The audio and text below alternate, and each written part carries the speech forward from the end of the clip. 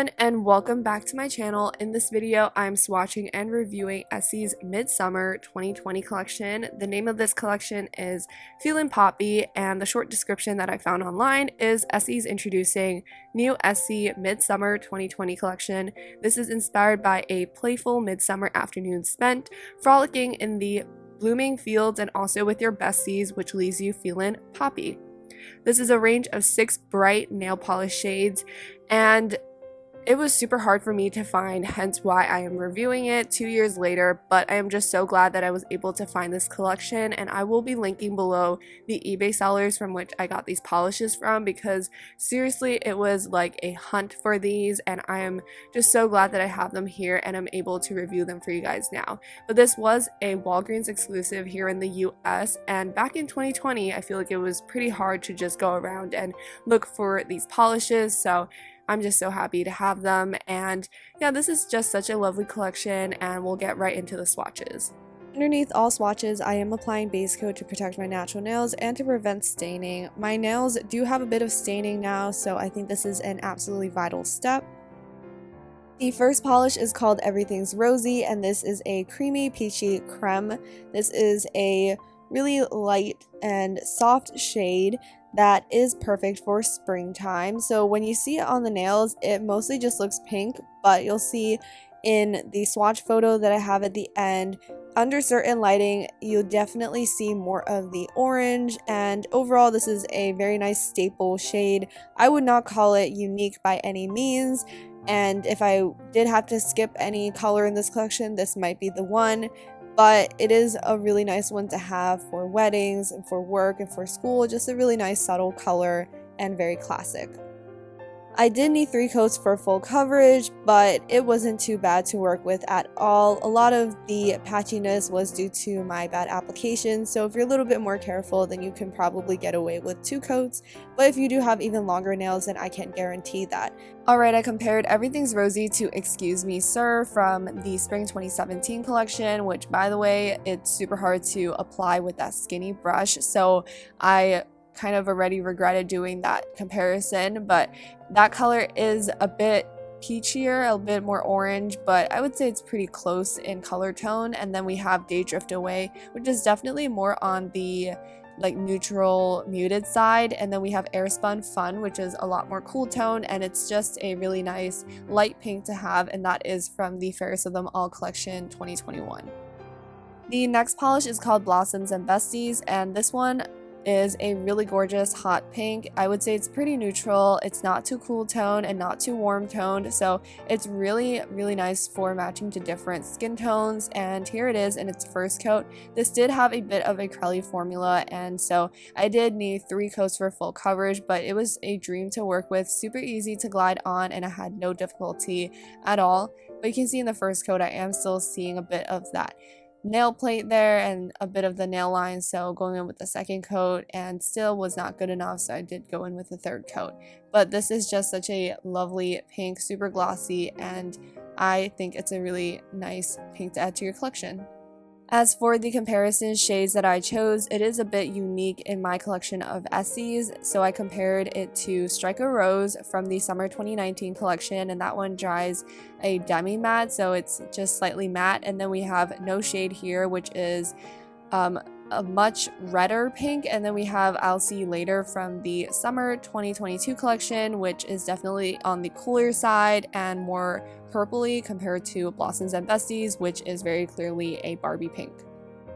Next polish is called Ruffle Your Petals, and it is a cool light purple. I don't think it's too unique, but I did love how this one looked on my nails, and it's just such a nice refreshing shade of purple for the summer. It is a bit chalky at first, but the formula is really nice, so I didn't have too much issues with that, and overall just really enjoyed it. So you can see that it levels out so nicely, but I did have a bit of streakiness, so I did go in with a second coat, and that was absolutely perfect. As for the comparisons, I thought this would be exactly the same as UV Got Me Faded from the Sunny Business 2020 collection, but you can see that UV Got Me Faded is a bit more muted and just dustier, but this one is actually very similar to Baguette Me Not. And then you also have Run Wildflower from the Movin' and Groovin' collection from this year, which is a lot deeper and warmer.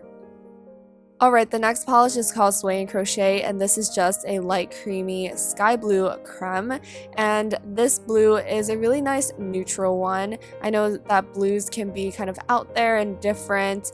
It might take some courage to try them, but this one I would say is super neutral and it will go with anything. You can wear it to work, you can wear it to weddings, and so it's a great one to add to your collection, although I'm not sure how unique it is to your collection. I do have comparisons. I know that some people might be curious how this compares to Mint Candy Apple, but I did compare it to Meet the Parents as well. That is a dusty, muted kind of crelly blue that was quite difficult to build up, but that one is quite different. I thought they'd be more similar because they do look similar in the bottles, but they don't on the nails. And then we have Blue La La, which is a lot more minty, and then we have Mint Candy Apple, which is the mintiest out of all these comparisons, and so they're all very different. I would say that Swain Crochet is unique to my collection. The next polish is called Feelin' Poppy. This is the namesake of the collection, and this is an orangey red creme shade. I don't have too many reds like this, so I do get excited when I get one, when I see one added to a collection. It's just nice to expand my range of reds. I know that there can be just minute nuances between shades of reds, and it will be hard to compare them and to make a decision on whether or not it's different enough for you to pick it up, but this one is such a lovely bright one for the summer that I think it is worth it, and it has a great formula to match as well. And reds are super hard to compare, but I did compare this to Handmade with Love, which is from their Handmade with Love collection that I just reviewed recently, and that one is more sheer. And then we have Keys to Happiness, and that one is pretty similar, but it's not as orangey as Feelin' Poppy. And then Spice It Up from the Summer 2020 collection is definitely more of a true red, and it is creamier than Feelin' Poppy.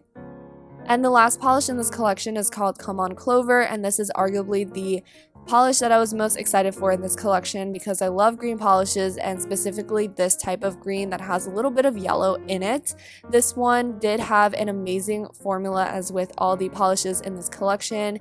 I did do a bit of a thin coat here, but I was still able to achieve full opacity in 2 coats just because it was super easy to work with, and it also dried super glossy as well. I think this would make for a really nice floral nail art, and it's just such a staple color for any type of spring nail art that you may have in mind, and it's just a staple in my collection. So I did compare it to several greens from recent collections. We have Piece of Work from their Handmade with Love collection, and that one is a bit more yellow but maybe similar tone. And then we have Willow in the Wind, which is deeper but very similar type of green. And then we have My Happy Base, just to compare. I know that some people might be curious about that, and that one is definitely more yellow. It almost has like a mustard yellow quality in there, so quite different from On Clover. I absolutely love this shade. It's definitely going to be one of my most used greens.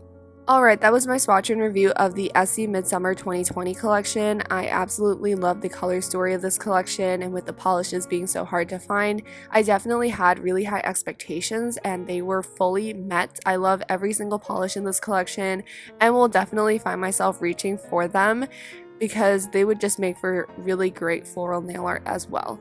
So this collection I think is just a really well thought out collection, and I would love to be able to get the other Essie Midsummer collections as well, but they are definitely really hard to find in the US because they are more of Europe exclusives. But if you guys know any place where I could purchase those, let me know in the comments and I will thank you forever. But yeah, that's it for this video. I hope you guys enjoyed watching and found it helpful, and I will see you guys in my next one.